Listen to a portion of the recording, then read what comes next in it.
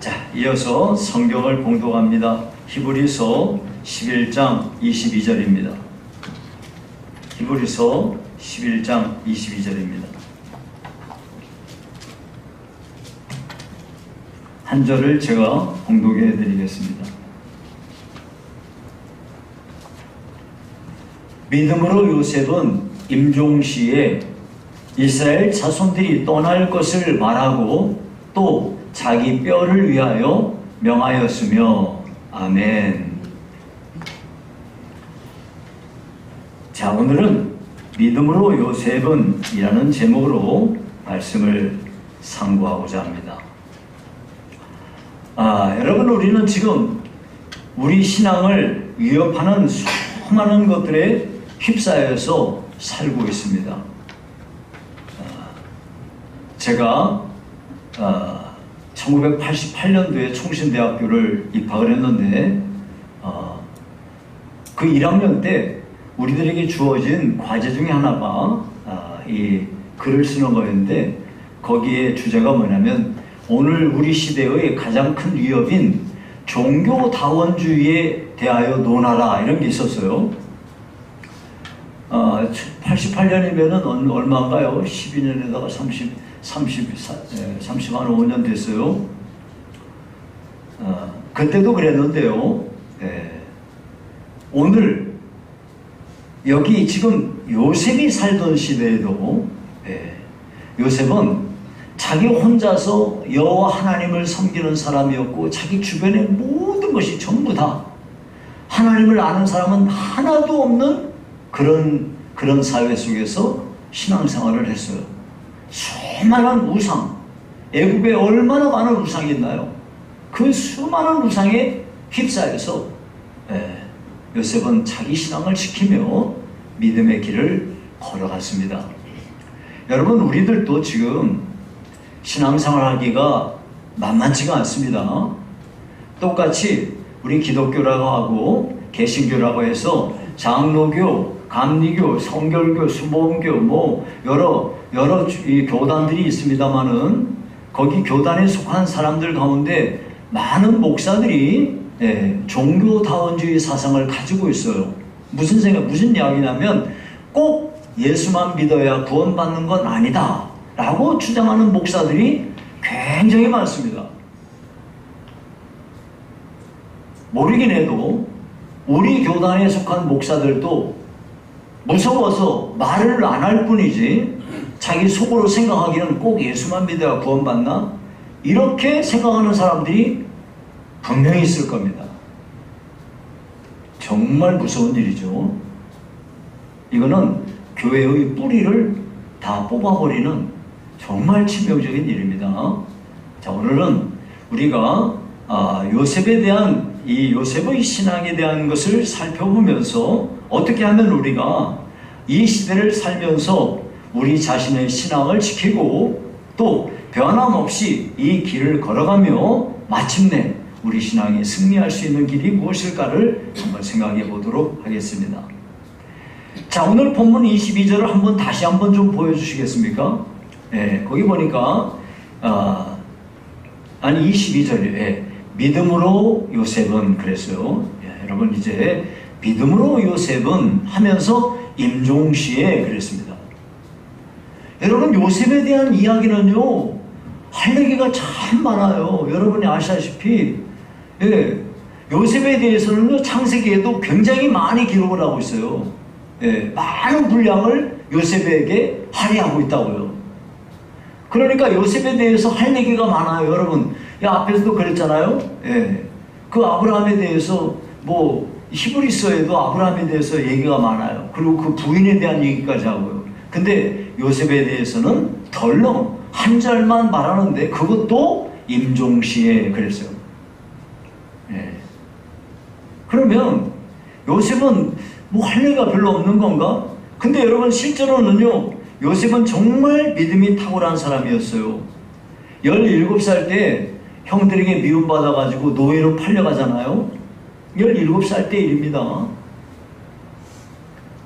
그가 노예로 팔려간 거는 죽음을 대신한 거였어요. 다시 말하면 노예로 안 팔려갔으면 넌 죽었다. 죽을 가능성이 많아요. 예. 그러던 그가 애굽에서 황제를 경호하는 경호부대장, 예, 그런 보디발에게 팔려나가가지고 그 집에서 노예 생활을 하게 되었습니다. 요셉은 노예 생활을 하면서 모든 게 다 변하지 않았습니까? 아버지 밑에서 호의호식하면서 살았어요. 12아들들 가운데 제일 예쁨을 받고 아버지한테 절대적인 사랑을 받으며 살았어요. 예. 그러던 그가 정말 시키는 일만 해야 되는 짐승 같은 삶의 길을 이제 걸어가게 된 거죠. 그 나이가 정말 어린 나이에 얼마나 힘들었겠습니까? 그런데 하나님께서 이러한 요셉과 함께 하심으로 요셉이 하는 일마다 형통했다는 거죠. 이것을 본 보디발은 요셉을 자기 집안의 모든 일을 관장하는 집안 총무로 삼게 되었습니다. 그런데 사탄은요, 하나님을 언제나 대적하는 세력이잖아요. 하나님은 이 지금 요셉을 통해서 하나님의 구원하는 백성을 일으켜서 저주받고 타락한 인생들을 구원하고 하나님의 뜻대로 이들을 하나님의 자녀 삼아서 영원한 기업을 주시려고 지금 그러한 일을 위하여 요셉을 뽑은 거예요. 그래서 요셉을 지금 하나님의 뜻 가운데 지금 이끌어 가고 있는 건데 이걸 사탄이 가만 안 두죠. 사탄이 보디발의 아내를 통해서 끈질기고 집요하게 요셉을 유혹합니다. 어느 날 보디발의 아내는 집안 사람들 모두를 다 나가게 하고 자기 혼자만 있을 때 요셉이 이제 출근을 했어요. 그때 요셉을 유혹합니다.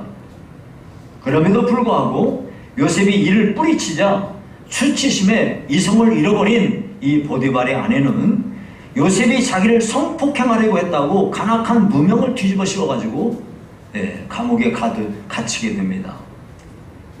이렇게 억울하게 감옥에서 몇 년간 세월을 보내는 동안 요셉이 참 그 하나님을 원망하지도 않고 보디발의 아내를 원망하지도 않고 자신의 믿음을 지키면서 살았으니 이게 참 정말 얼마나 대단하고 얼마나 그 시간들이 힘들었겠습니까?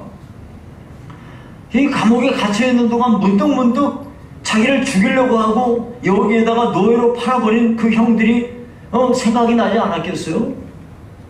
말이 형이지 그들이 배달은 그 형들이기 때문에 자기를 그렇게 미워하고 했으니 참 형들을 향해서 분노도 생기고 이 보복하고 싶은 마음이 일어날 수도 있지 않겠습니까?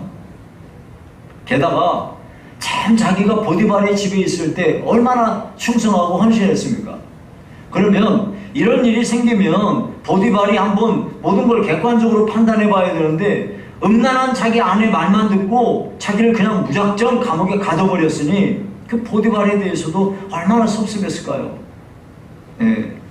그럼에도 불구하고 요셉은 30세에 나라의 총리가 된 뒤에도 형들에게 보복하지 않아요.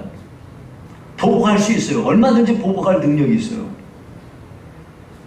게다가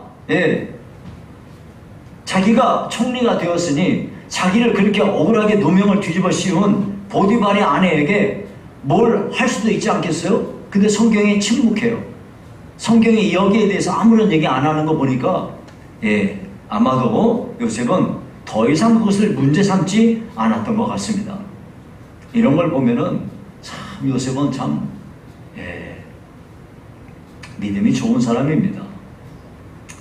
게다가 자기가 애굽의 총리쯤 됐으면 당시 최고 강대국의 총리니 얼마나 권세가 큽니까?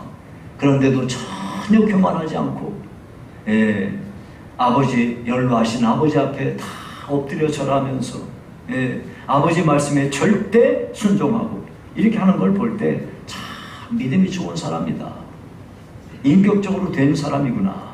이렇게 생각할 수가 있습니다. 그런데 그러면 이런 여러 가지 이 요셉에 대한 영웅적인 이 신앙의 얘기를 할 것이 많은데 오직 본문은 이러한 일들은 다 얘기하지 않고 오직 요셉의 마지막 사건만을 기록하고 있는 것입니다. 그렇다면 왜 오늘 여기 히브리서 본문에는 요셉에 관련된 많은 얘기들, 그 믿음의 행위들은 많이 있는데 이런 건 다 뒤로 하고 요셉의 임종에 대해서 말씀하고 있는 걸까요? 이것은요, 여러분이 히브리서의 배경을 살펴보면 금방 알 수 있어요. 히브리서는 어떤 배경에 쓰여졌냐면, 당시 히브리인들, 오늘로 따지면 예수 믿고 하나님의 백성이 된 히브리인들, 이 사람들이 참 그 환난과 수많은 역경에 휩싸여 있었어요. 오늘 잡힐지 내일 잡힐지 몰라요. 잡히기만 하면 사형당하고 이렇게 무지막지한 박해가 주어지고 있는 이런 시점에서 그러한 이 그리스도인들, 참 역경 가운데 휩싸여 살고 있는 그리스도인들을 위로하기 위해서 히브리서가 기록되고 있는 거예요. 그렇기 때문에 요셉이 그 마지막에 자기가 죽음의 순간에 있었던 그 사건을 이야기함으로써 이 힘들고 두려움에 떨고 있는 이런 그리스도인들을 위로하기 위해서 이렇게 기록하지 않았을까 우리가 생각할 수 있는 겁니다. 그래서 그들로 하여금 더 이상 어떠한 환난 중에도 어떠한 두려움에 떨지 말고 오직 주님만 의지하고 승리하라 하는 것을 권고하기 위해서일 것입니다. 자, 그러면 그 뒤에 보니까 믿음으로 요셉은 임종시에, 그리고요 22절 이렇게 말합니다. 그 뒤에 뭐라고 그러냐면 임종시에 이스라엘 자손들이 떠날 것을 말하고 그랬어요. 자, 여러분 여기서 말했다는 말이 중요한데요, 이 말했다는 말이 뭔 얘기냐면은 하나님께서 아브라함과 이삭과 야곱에게 무엇을 하나님이 약속하셨냐면은 내가 너에게 이 땅을 줄 거야 그랬어요. 가나안 땅을 주겠다고 그랬어요. 하나님께서 아브라함을 부르셨잖아요. 그래가지고 가나안 땅에 정착하게 했어요. 거기 있게 했어요. 그러면서 아브라함에게 이 땅을 너에게 줄 거야. 너와 너의 후손에게 줄 거야. 그의 아들 이삭에게도 말했어요. 그의 아들 야곱에게도 말했어요. 그 약속한 바, 그 약속이 확실히 이루어지기 위해서는 이스라엘 백성들이 지금 어디에 살고 있어요? 애굽에서 살고 있잖아요. 지금 애굽에서 살고 있으니까 너희들을 틀림없이 하나님이 약속한 대로 분명히 너희들을 여기서 떠나게 할 거야. 애굽에서 떠나서 하나님이 주겠다고 약속하신 가나안 땅으로 가게 될 거야. 이것을 말했다 이거예요. 이 요셉이 이렇게 말하고 난 뒤에도 몇백 년이 지나서 그 약속이 이루어집니다. 그러니까 이것을 미리 말했다는 이야기는 여기에 대한 확신이 분명하게 있었다는 것을 우리에게 가르쳐주고 있는 거예요. 근데 여러분 생각을 해보세요. 요셉이요 110살까지 살았어요. 17년은 이제 아버지랑 같이 살았죠. 가나안 땅 거기서 이제 유목 생활을 하면서 살았어요. 그리고는 93년이라는 세월을 애굽에서 살았어요. 자, 그러면 인생의 절대적인 숫자를 어디서 사는 거예요? 애굽에서 살았어요. 그러면 어디 사람이에요?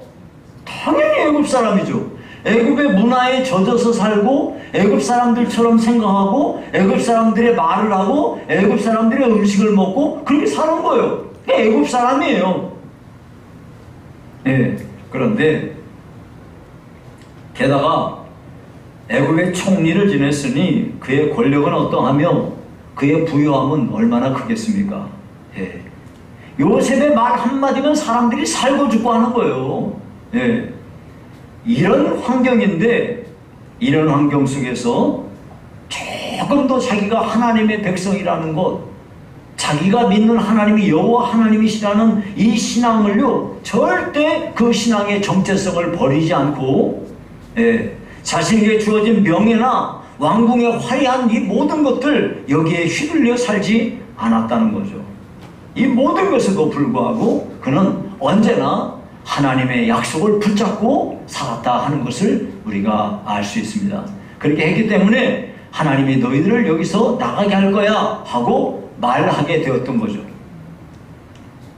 여러분, 이런 확신이 요셉에게 있었기 때문에 하나님이 주신 그 약속을 따라서 분명히 이스라엘 백성들은 애굽을 떠나게 되어 가나안 땅에 들어가게 될 것이고, 그렇게 될 때는 분명히 내 시신을 내가 죽거든 여기다가 묻기는 묻지만 너희들이 여기를 떠나게 될 때는 틀림없이 내 시신을 꺼내서 그 땅으로 옮겨다오 하고 이스라엘 백성들에게 맹세하게 합니다. 창세기 50장 24절 25절에 보니까 이렇게 말했어요.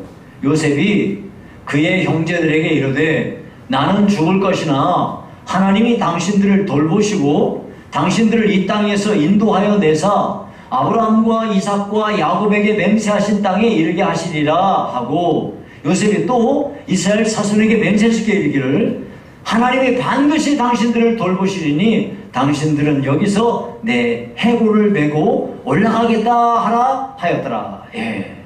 틀림없이 하나님이 여러분을 돌보시어 여기 애굽에서 떠나게 할 것이고 약속의 땅으로 갈 테니까 내 해골을 꼭 거기로 가져다가 거기다가 묻어달라 하고 말하는 것입니다. 이와 같이 요셉은 그의 마지막 생애 마지막 순간에 이 세상에 자기가 누리고 있던 모든 부귀영화보다도 하나님이 주신 그 약속을 기억하고 이것을 말하며 그렇게 했던 믿음 안에 섰던 확신 있는 그런 믿음의 사람이었습니다. 근데 정말 중요한 건 뭐냐면은 요셉은 어떻게 해서 이렇게 자기의 신앙을 지킬 수 있었을까요? 여러분 아까도 말씀드렸지만 요셉은요 신앙생활 하기가 쉽지가 않아요. 여호와 하나님을 믿는 사람은 한 명도 없어요. 자기가 처음 애굽에 갔을 때 온통 우상에 둘러싸여 있는 거죠. 그런데 그런 모든 처지에도 불구하고 그가 겸손히 하나님을 섬기며 자기의 신앙을 지킬 수 있었던 것은요, 첫 번째가 뭐냐면 그는 하나님과 동행하는 사람이었다는 거예요. 자, 여러분 창세기 39장 2절 보니까 여호와께서 요셉과 함께 하심으로 그가 형통한 자가 되어 그의 주인 애굽 사람의 집에 있으니 그랬어요. 여호와께서 요셉과 함께 하심으로 그가 형통한 사람이 됐다는 거예요. 형통의 비결이 뭡니까? 여호와께서 그와 함께 하셨던 겁니다. 하나님이 함께 하심으로 그는 자기의 신앙생활을 할 수 있었던 거죠. 근데 여호와께서 요셉과 함께 하셨다는 말씀은 다른 말로 표현하자면 이 요셉이 하나님과 더불어 이 풍성한 교제를 나누면서 살았기 때문에 그렇게 된 거죠. 만약에 하나님한테 등을 돌려버리고 지 마음대로 살고 있는 그런 사람한테 제멋대로 하는데 하나님이 그런 사람과 동행하면서 그런 사람을 형통하게 하겠습니까? 그런 거 아니잖아요. 하나님과 친밀한 교제를 나누는 사람이었기 때문에 하나님은 그와 동행하였던 것이죠. 그러면 여러분 우리가 하나 의문나는 게 요셉은 어떻게 하나님과 풍성한 교제를 나눌 수 있었을까요? 여러분 우리는 지금 이 성경책이 있어요. 이 성경책은 하나님의 말씀이 기록된 책이에요. 그러니까 우리는 이 성경을 보면서 하나님이 어떠한 분이신가를 알고 또 하나님의 말씀을 묵상하면서 우리의 신앙이 점점 성장해 갈 수가 있습니다. 그러한데 이런 거는 이렇게 하나님께 대하여 하나님과 교제를 성경을 통해서 나누면서 이 성경을 근거로 기도할 수도 있는데 요셉은 그런 게 없잖아요. 성경이 없어요. 뭐 어떻게 하나님과 풍성한 교제를 나누겠어요? 다름이 아니라 하나님이 주신 약속에 근거해서 그 약속의 근거 아래 그는 기도하는 사람이었다는 것을 우리가 추측할 수 있어요. 기도로 하나님과 이렇게 친밀한 관계를 맺었구나. 그래서 하나님이 요셉과 늘 함께 하시면서 그에게 형통의 삶을 누리게 하셨다 하는 것을 알 수가 있죠. 여러분 우리도 마찬가지인데요. 우리의 삶에 형통의 길은 다른 거 아니라 하나님이 하나님과 친밀한 교제를 나누며 사는 거예요. 어떻게 해요? 우리에게 성경 주셨잖아요. 여러분이 늘 성경을 가까이 하시고 성경 말씀에 근거해서 여러분이 기도하시고 이렇게 하면서 하나님과 풍성한 교제를 나누게 될 때 우리는 하나님이 함께 하시는 귀한 복을 받아들일 수가 있게 되는 겁니다. 예. 자, 요셉이 이렇게 어려운 때에 어려운 그런 환경 속에서 자신의 신앙을 지킬 수 있었던 것은 그가 하나님과 동행하는 사람이었기 때문에 가능한 것이었구나 하는 것을 알 수가 있어요. 두 번째는 뭐냐면 그는요 매사에 성실한 사람이었어요. 예. 여러분 이 성실하다는 단어 혹시 여러분 옛날에 저 어렸을 때 국민학교 다닐 때 여기 저 국민학교 교실에 딱 급훈 해가지고 붙어 있잖아요. 그 급훈 해가지고 붙어 있는 것 중에 제일 많이 나온 단어가 뭔 줄 알아요? 제일 많이 나온 단어가 여기 나온 대로예요. 성실이에요. 성실. 예, 성실이 뭐냐? 성실이 뭐냐면 자기에게 주어진 일을 온 힘을 다해서 최선을 다해서 그 일을 하는 거야. 그리고 자기에게 주어진 책임은 자기가 끝까지 완수하기 위해서 절대적인 노력을 하는 거야. 그리고 변함이 없는 거야. 이렇게 살아가는 사람을 보고 성실하다 그래요. 그러니 이렇게 살면 최선을 다해서 자기에게 주어진 책임을 정말 최선을 다해서 하면서 변함없이 그렇게 살면 이런 사람은 잘 되겠죠. 예. 물론 요즘엔 좀 사회가 조금 약간 옛날하고는 다르긴 해도 그래도 성실이라는 단어가 가장 중요한 거죠. 예. 요셉은 진짜 성실한 사람이었어요. 노예로 팔려나갔을 때에도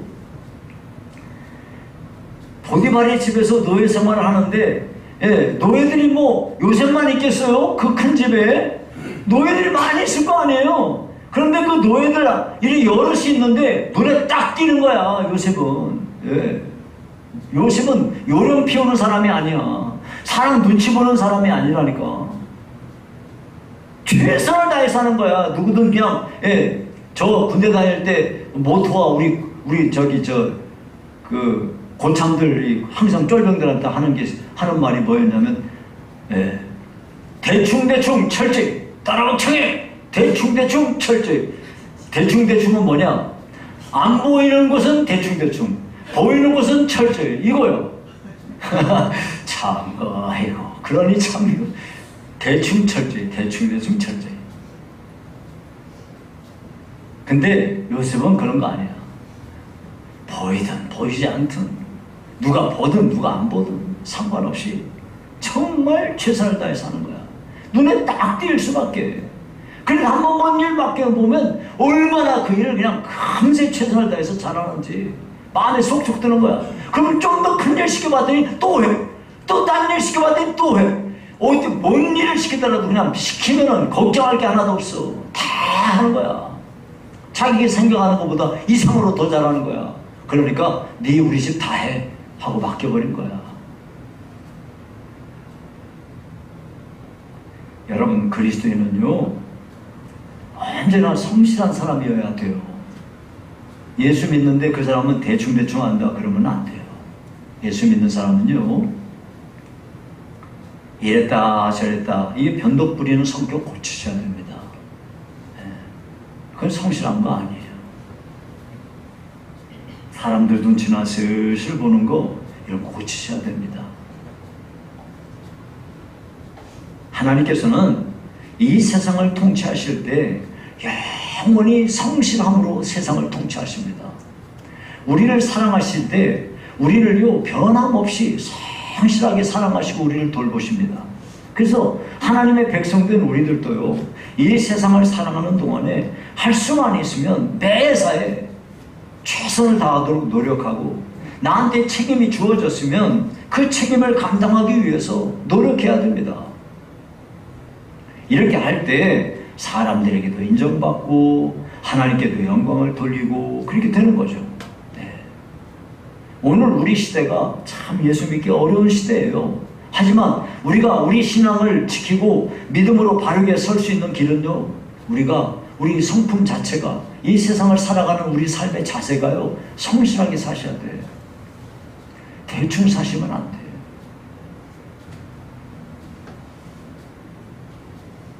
세 번째가요 요셉은 어떻게 해서 그 어려운 시대에 자기 신앙을 지키면서 하나님과 동행하며 살 수 있었을까요? 예. 세 번째는요, 그는요, 영안이 열려서 영적 분별력이 뛰어난 사람이었어요.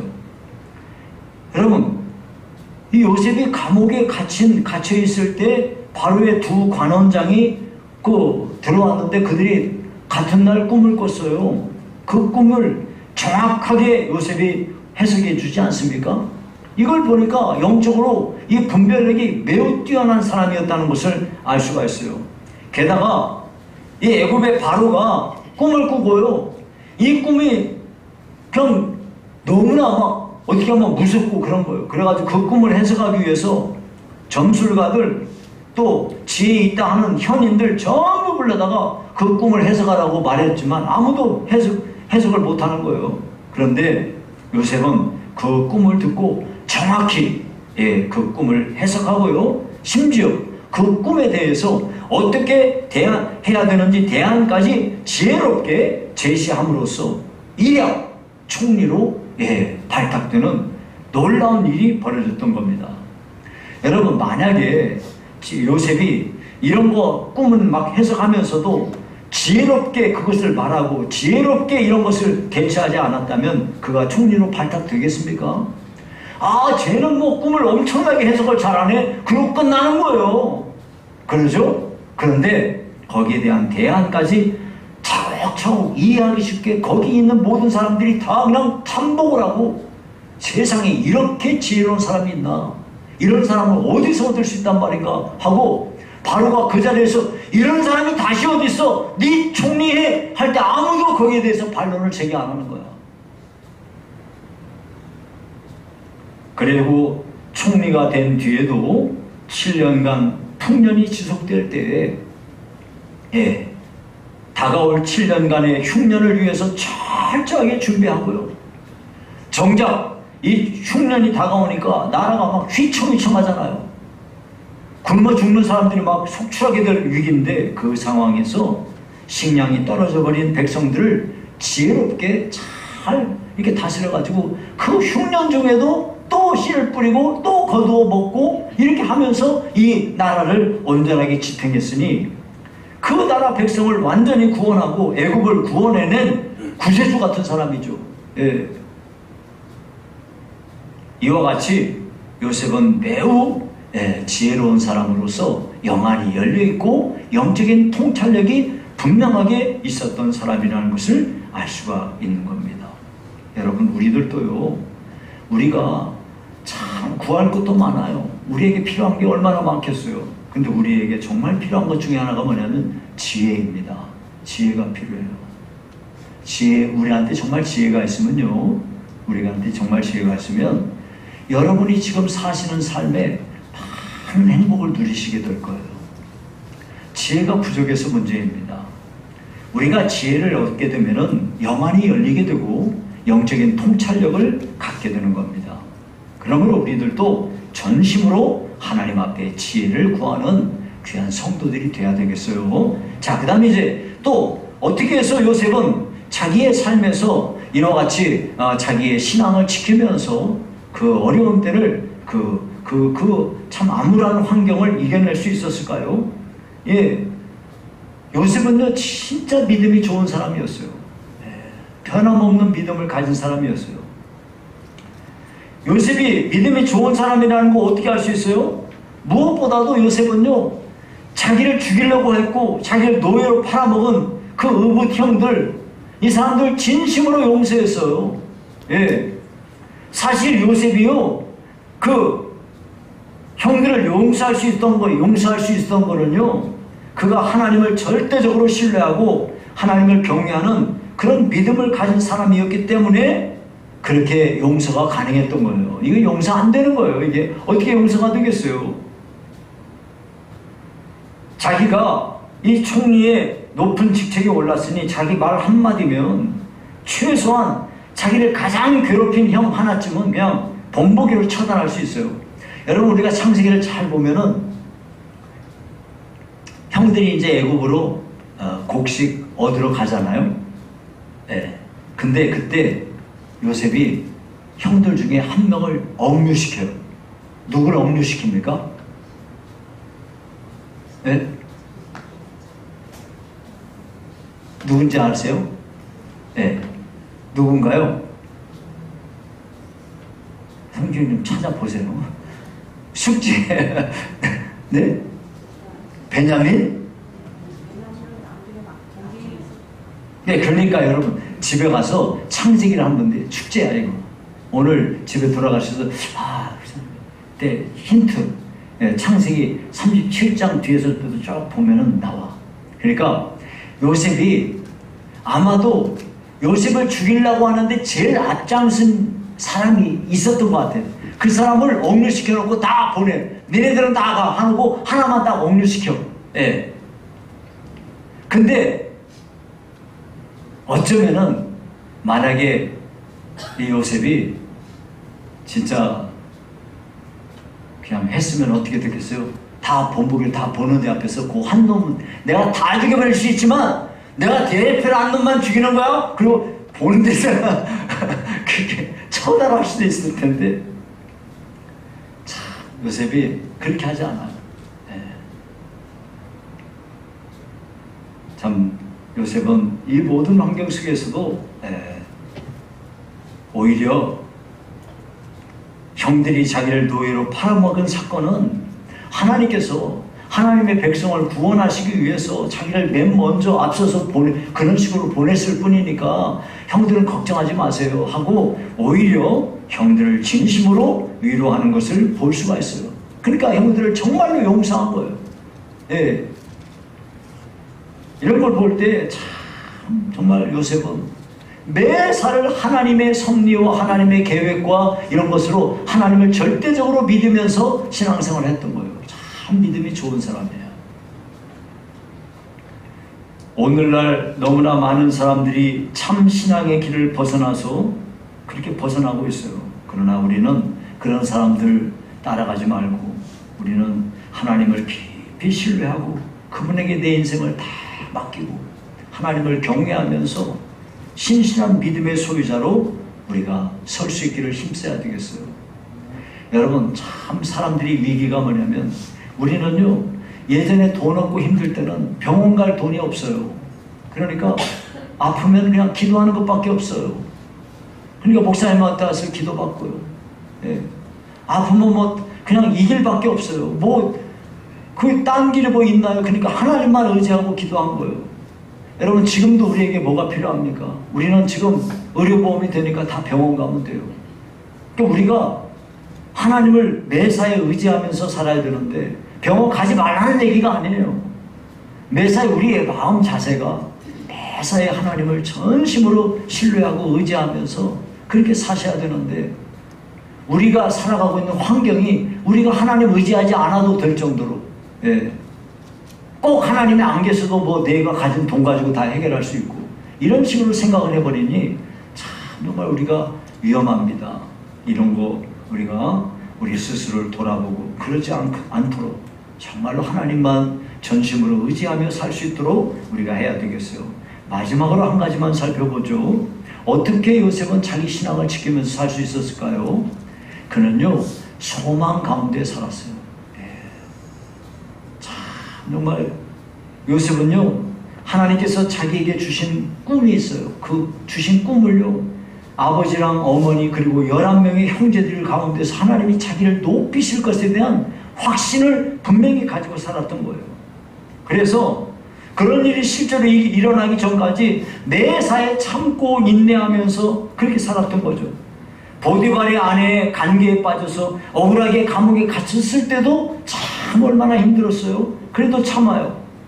술 맡은 관원장 그 꿈을 해석해 줘가지고 그 사람이 전직을 회복했는데 그 사람에게 분명히 당부했거든요. 당신이 잘 되거든 나를 기억해 주세요. 나는요 여기서 감옥에 갇힐 일을 한 사람이 아니에요. 바로한테 좀 얘기해가지고 나 좀 꺼내주세요. 그래서 그랬더니 여부가 있겠나.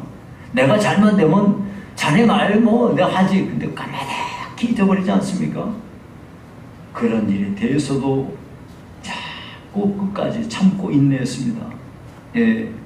마침내 죽음을 눈앞에 둔 시점에서 자기 조상들에게 약속하신 그 하나님, 그 하나님의 언약을 믿고 그 나라를 소망하면서 자기 시신을 그곳 자기가 소망하고 있는 가나안 땅, 약속의 땅에 묻어달라고 이렇게 요구했던 것입니다.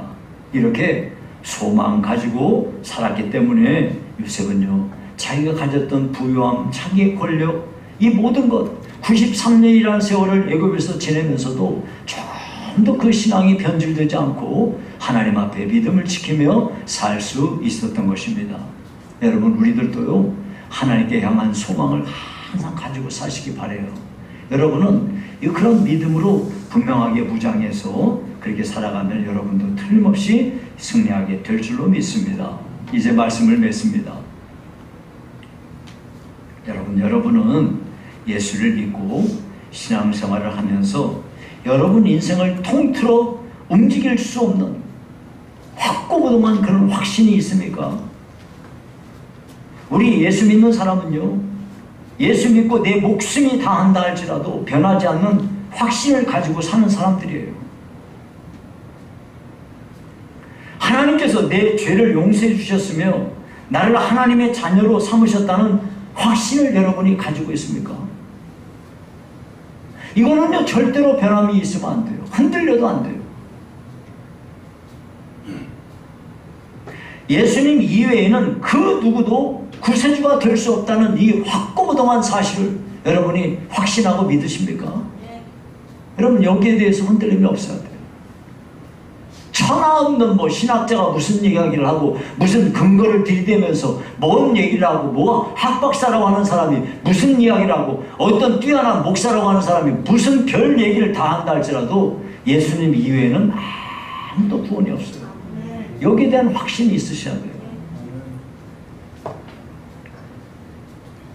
하나님은 결코 나를 버리지 않으시고 나와 영원히 함께 하신다. 여기에 대한 확신이 여러분들에게 있으셔야 돼요. 여러분이 혹시 인생을 살다가 실수할 수 있어요.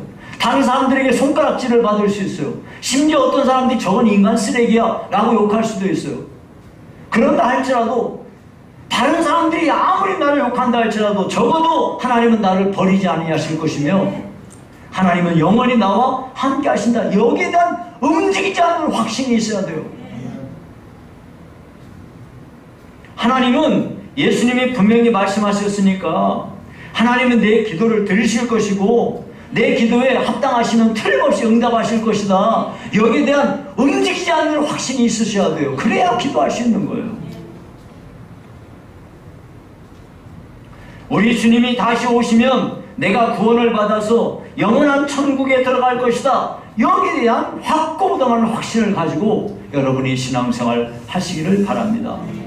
이런 확신 가운데 삶으로써 세상에 동화되지 아니하고 거룩한 주의 자녀로 살아서 하나님 앞에 영광을 돌리는 귀한 성도들이 다 되시기를 주의 이름으로 축원합니다. 살아계신 하나님 아버지 감사합니다. 저희들도 요셉처럼 아무리 환경이 여의치 않고 모든 것이 불리한 상황이 온다 할지라도 우리가 하나님을 믿는 이 믿음에서 변하지 않고 확고부동하게 설 수 있도록 축복해 주시옵소서. 예수님 이름으로 기도하옵나이다. 아멘.